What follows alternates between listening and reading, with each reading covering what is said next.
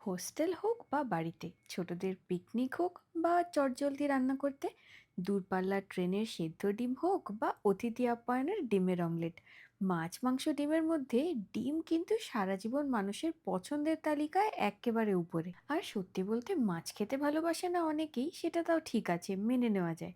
কিন্তু ডিম খেতে ভালোবাসে না এমন বাচ্চা বা বয়স্ক মানুষ খুঁজে পাওয়া খুব মুশকিল। তার যেহেতু অনেক কারণও আছে। ডিম রান্না হয়ে যায় একেবারে ঝড়ের আগে, মানে খুব চটজলদি।